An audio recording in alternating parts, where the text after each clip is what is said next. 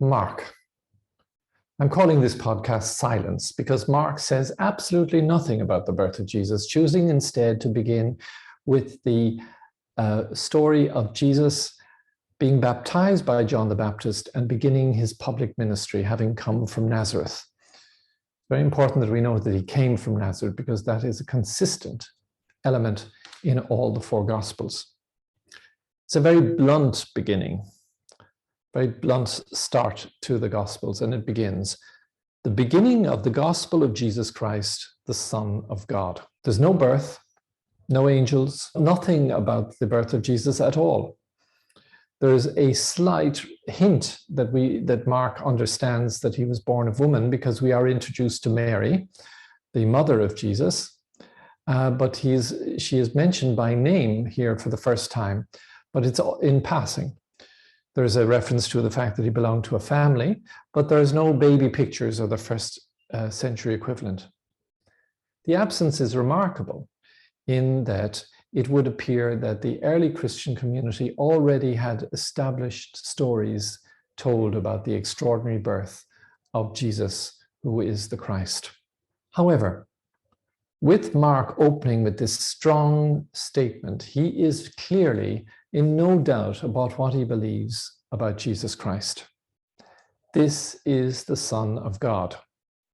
And the thing is, after his very blunt, direct introduction, he goes straight into what can only be described as a gallop through the ministry of Jesus.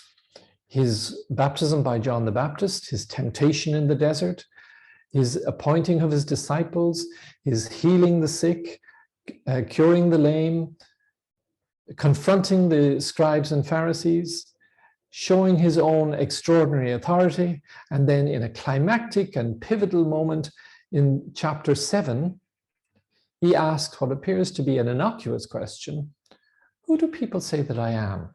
The disciples kick for touch. They don't know what to say. So they say, you're John the Baptist, you're Elijah, or one of the prophets. But Peter, who's already showing himself to be a leader, comes out with what they all actually believe: you are the Messiah. You are the Christ.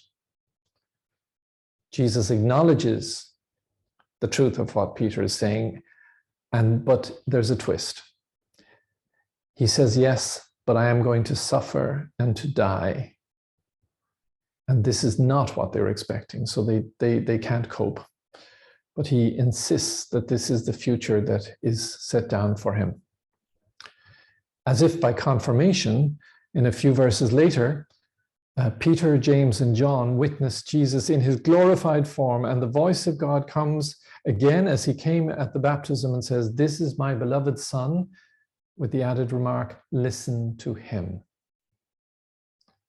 From then on, the rest of Mark's gospel is a story of the journey to Jerusalem, to the cross, and ultimately to the resurrection. So what then is Mark telling us? Mark is at pains to allow us to know that this man from down the road in Nazareth, with brothers and sisters and a mother who's being driven demented by these strange things he's doing, because that's the only story about Mary that we have in Mark's gospel, that he is in fact the Messiah, the Son of God.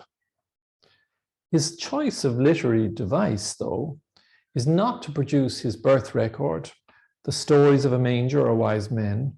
Rather, he uses an entirely different method. He declares his belief in the very opening line and then spends 8 chapters setting us up for the dramatic revelation that he is the Messiah for sure, but a different kind of Messiah, a Messiah who was going to suffer and to die. And when even Peter doesn't get the message, confirms it by telling us the story of how God himself confirms this by the extraordinary transfiguration that takes place. It's very clear. Mark has no chocolate box manger set, no star, no donkey, no shepherds. But even if it took 8 chapters to get there, he's shouting out loud and clear, indeed, this man Jesus from Nazareth, the child of the woman Mary, is indeed the Son of God.